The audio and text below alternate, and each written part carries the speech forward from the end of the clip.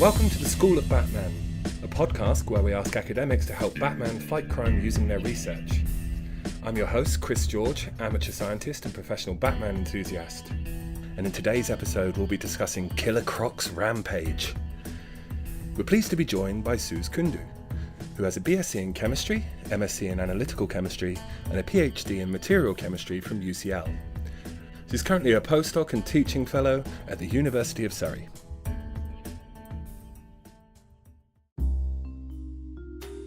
Suze, we'd like to start the podcast with a bit of background on yourself, your academic journey, how you got to where you came to, what your interests were as a child, and some details about what you're doing currently.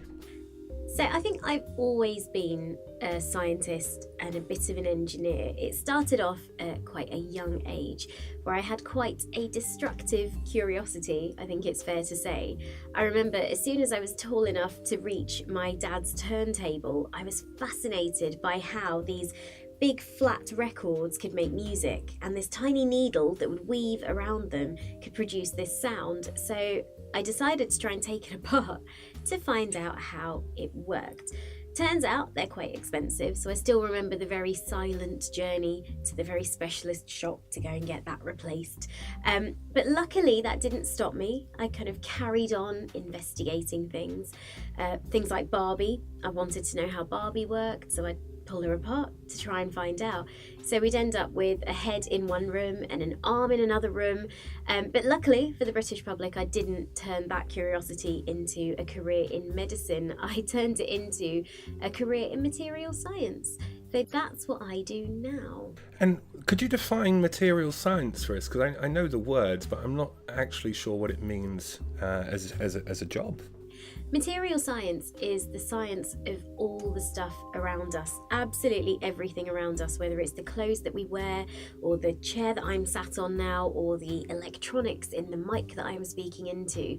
It is the poking and prodding of everything to try and find out what it does, how it behaves in different circumstances, in different temperatures, under different pressures, under different kinds of forces. And often if we discover new properties, we find brilliant applications for them. So it's the poking and prodding and the actual finding awesome ways to use stuff. That is material science. And how did that curiosity translate into school? What were your interests? What did you enjoy? What didn't you enjoy? In school, I loved most subjects, but I was very much, I think, passionate, slightly more passionate about the science and the maths subjects. I really enjoyed humanities as well. I had an unhealthy obsession with physical geography, volcanoes and earthquakes. I still do.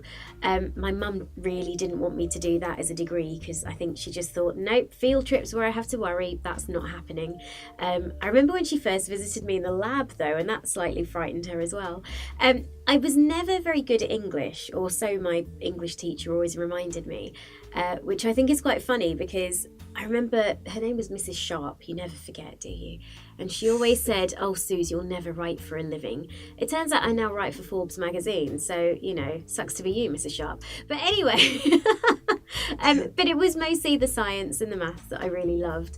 And so I ended up effectively choosing a subject that I enjoyed to do at degree level. I didn't have a plan beyond that. I didn't really know what I wanted to be when I grew up. I didn't even really know that I could just do a subject and I could research into it, which is kind of unforgivable because 2 or 3 of my uncles are actually academics. So it shows how well, they have communicated the work that they've done to me when I was younger, in that I had no idea what they did for a living.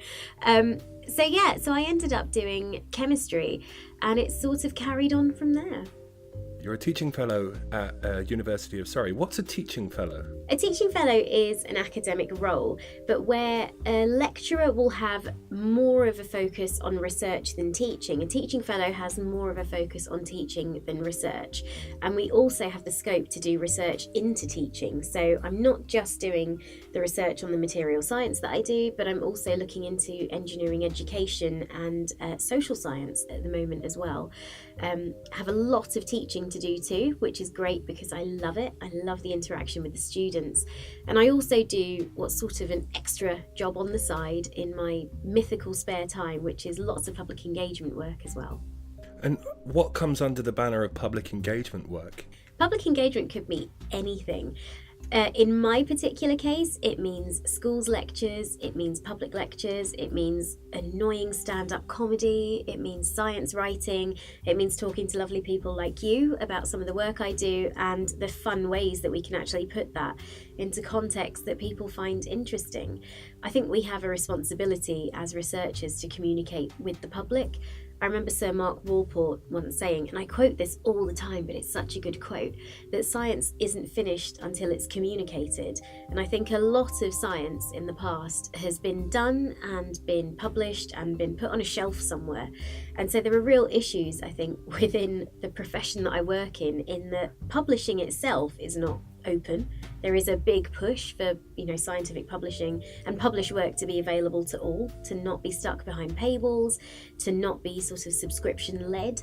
And I think that's really important because the whole point of publishing work is the most basic form of science communication. And so publishing it behind paywalls and publishing it using such convoluted jargon sometimes, I don't think is very helpful to the progress of science. So I think the more that scientists get out there and talk about the work they're doing, the better, because ultimately the public pay for what we do. It is publicly funded work, and I feel that they should have more ownership over what we do and more interest in it, because a lot of the work that we do can then be informed by the public as well. It's ultimately going to help them. That's why we do what we do. It's going to help everyone, hopefully. So I think that's why public engagement is really important. And is that something that your university encourages you to do, or is that something you do in your spare time? And why do you think more scientists don't do necessarily so much public engagement? Do you feel that's a lack of time, a lack of training in how to do it, or is there a deeper political resistance to it? My university is learning about public engagement at the moment. I was at Imperial and there weren't many structures in place that would allow me to do the public engagement that I do, which does benefit the department and the university and science as a whole, I hope. There wasn't really much of a framework in which to fit that into. So when I left there, I was looking for somewhere that could hopefully include that. So the University of Surrey felt like a good fit for me because they have people like Jim Al-Khalili that do a lot of public engagement but also have an active research profile, and they still get to lecture, and it felt quite balanced. Surrey is still learning, and it's willing to learn about how it can improve engagement from all researchers with public engagement, because I think there are fears and there are worries about it. I think one of the things is that people think if you do public engagement, you have to be standing on a stage. I mean, that's not the case at all. Some people want to do it, some people don't want to do it but end up doing it. That was me mostly. I ended up doing public engagement because I was terrified of public speaking, and through facing the fear, we've now created a monster that won't shut up. So there's that aspect of it. So I think it's important to reassure people that engaging with the public doesn't mean having to stand on a stage or having to be funny. There's also a perceived lack of credibility, I think, sometimes in the older set of scientists, perhaps, that they think if we're sharing our work too widely, it's not making it as special. And that is, I think, one of the problems. But one of the biggest things, I think, is a lack of time and a lack of confidence. It doesn't tend to appear in appraisals very much at all. There is no metric on which to measure someone's contribution to public engagement. There are ways that we can try and encourage that. We can do a simple thing where we can add public engagement as an item on somebody's annual appraisal form. But I think it should be optional as well, because I think while we start to push for this change in culture in the profession, making everyone do it will make people probably resent it when they don't know much about it and they don't necessarily have the confidence to do it yet. So I think, small changes need to be made to encourage more people to do it, but also to reward those that are doing it. Wonderful, thanks very much. And now it's time for your story.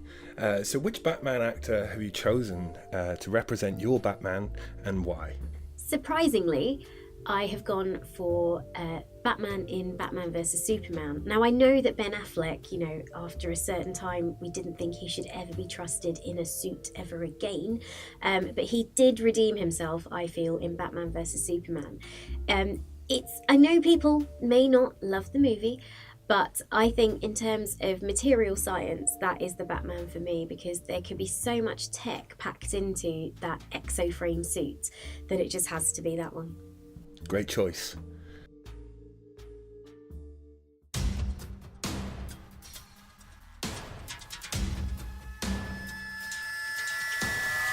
Killer Croc is running rampant in Gotham. Dormant for a number of years, he's come back bigger and badder than ever. Batman begins to make modifications to the Batsuit in preparation for battle, adding layer after layer of armour. The encounter begins, deep in Gotham's sewers, and after the first blow, Batman realises his mistake. He cannot even come close to landing a single attack on the brute. The armour is making him too slow.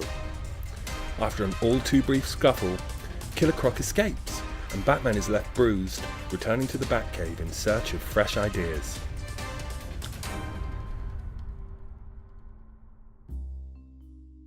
So after an encounter like that, you can imagine him going in dressed up like a tank and just not being able to punch a natural, organic predator like Killer Croc.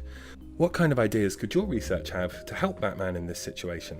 My research comes under the wider umbrella of what we call nature-inspired nanotechnology. So let's think about it. Batman is fighting an animal as a predator. So what can we learn from a crocodile? I mean, it's pretty agile. It's got an incredibly tough skin on it. It's probably got a combination of textures on its skin that are going to support it in different ways. So we can start to look at things like that, not just on the macro scale, but on the micro and nano scale as well. So the work that I do is based around actually looking at plants. So we look at plants and we try and mimic what they do through a portion of the photosynthetic process. In part of photosystem 2, there's a point at which chlorophyll can take in the sunlight's energy and photogenerate an electron. So an electron, which is a little charged particle, gets excited by this packet of energy that it's absorbed from the sun, and it kickstarts this little chain reaction. And that's how plants can make glucose. Now, we don't want to make glucose, but what we do want to do is make a clean fuel. So we're looking at that process and looking to see how we can mimic it in a lab to create a material that can capture sunlight energy to generate one of these little charged species, this electron, that can go on to reduce water to make hydrogen and to use it as a fuel. So we can burn hydrogen and release loads of energy, 3 times the amount that you would get from methane. But the great thing is that when you burn it, you start with water and you end with water because it just recombines with oxygen. So that's one example of how I'm kind of looking at nature and finding materials that can do that. So I work on optimizing and sometimes devising the materials that can capture that sunlight energy. But there's loads of other bits of nanotechnology that can be inspired by nature, whether it is something like the super hydrophobic nature of lotus leaves, to things like structural coloration, to things like even looking at processes in the human body and seeing how we can mimic them. So I reckon there are quite a few ways that we could look at stuff around us to see how we can help Batman. At the moment, he's wearing a really bulky suit, so I think material science can definitely help him in terms of density and robustness, and we can also see how we can get him moving quicker, possibly. So when I think of a big bulky suit, and you see this in Batman v Superman, the suit is enormous and it's more of a updated version of a suit of armour. But of course, you don't see a lot of animals in nature with such a clunky outfit. So where would you start? We can start looking at the crocodile itself. So the crocodile is going to have different textures on its body that are going to be pretty robust. There are materials in nature that have a natural strength. Things like leather, they have a very high tensile strength. So that means that it's very difficult to rip these things apart. Now, we can look at that and we can look at perhaps how these things are made and how they're textured, and we can start to try and recreate some of that in the lab. The problem is that with these natural fibers and these natural materials, you almost have to use, the skin of an animal. So we want to be keeping this nice and humane. We want to make sure that animals are not going to be harmed in the making of this. So one of the simplest ways that, we make stuff to cover ourselves is by creating synthetic fibers. For example, rayon and viscose. So these are fibres that are polymer materials.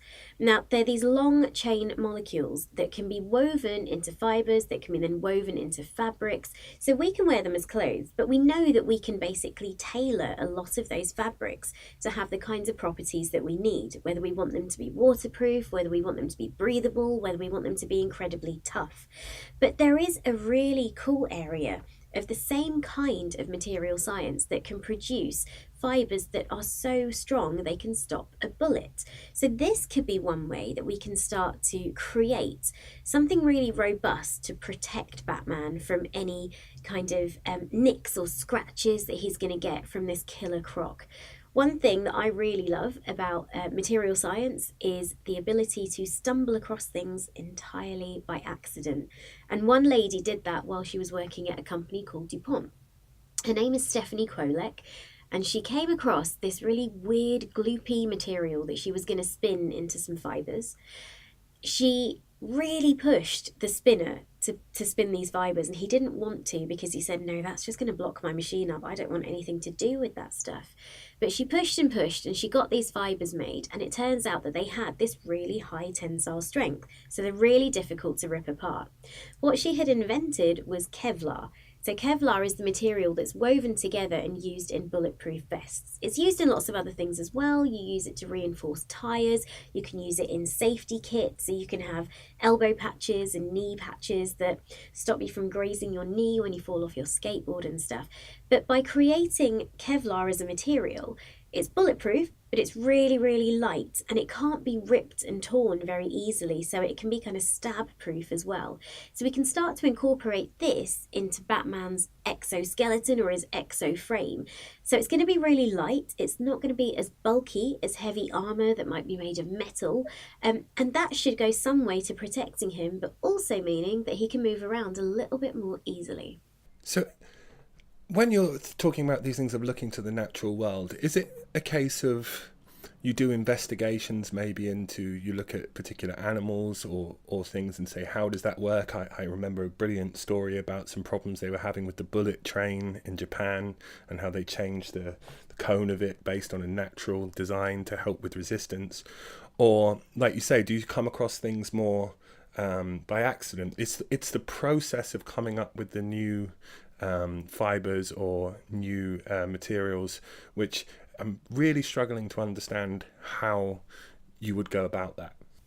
I think these days we're quite lucky because there is a younger generation perhaps, or a different school of thought where we know that we work better together. So for so long, science has been so very siloed. Physicists will be in one end of a building, chemists on the other end. We're ultimately all working on the same stuff. But it's not just physics and chemistry that need to work together. It's all the sciences, but it's also art as well. It's also humanities. It's everyone. It's looking at problems from a range of different angles and finding different bits of experience that you can draw on. So rather than having a bunch of chemists in a room trying to fix a problem, you'd be much better off having people from a range of different disciplines looking and saying, well, actually, we've encountered that problem, or we've observed this thing in nature, in birds, in some kind of animal. So I think that's probably a better way to approach a problem. And I think that's probably how a lot of this nature-inspired work has come about as well. It's not just physical scientists sitting in a lab pondering. It's people working across disciplines, because that's how you get stuff done. So we've made his Batsuit lighter.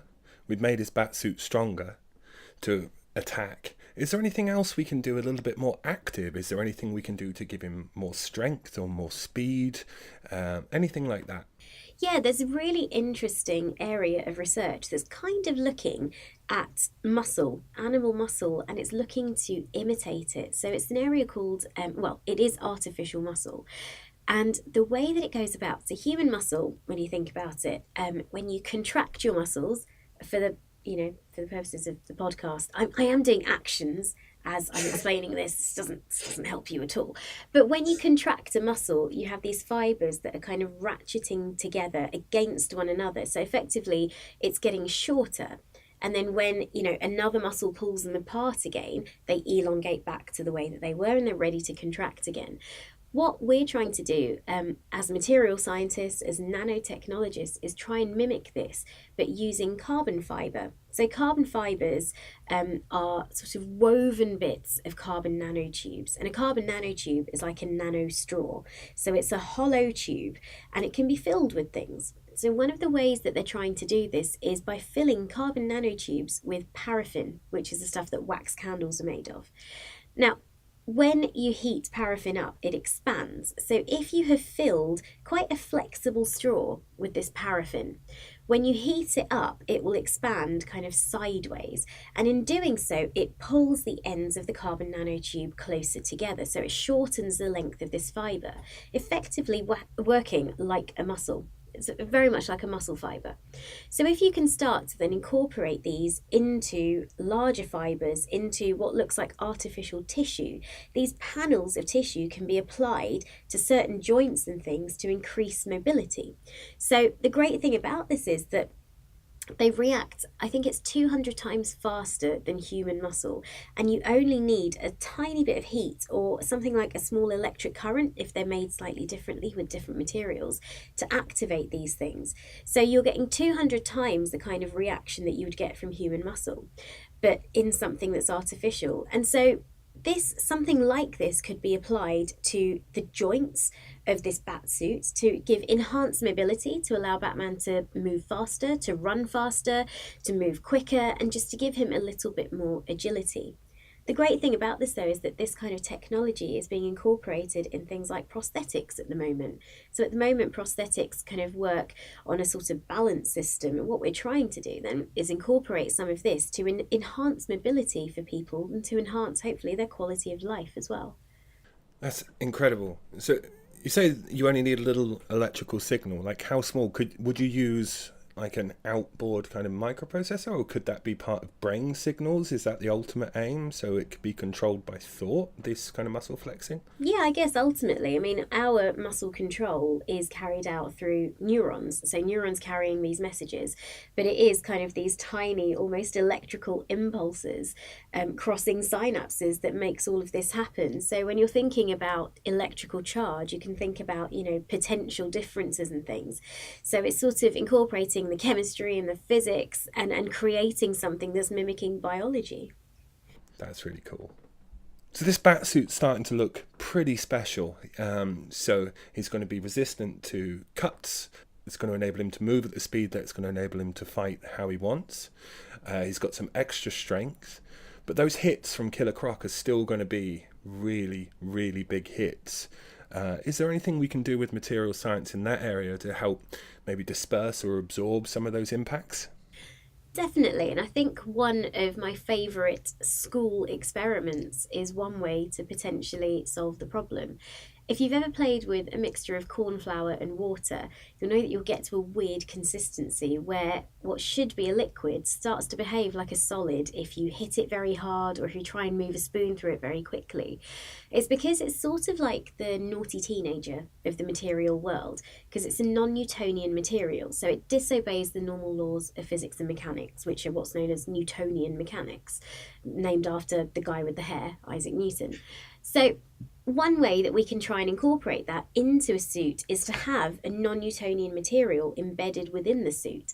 So the great thing is that if you imagine the corn flour and water, when you apply a small force to it, it behaves like a liquid, but on a huge impact, it behaves like a solid. And the reason it does so is because the particles kind of lock together. So for that brief moment, it's become so thick that it does behave like a solid.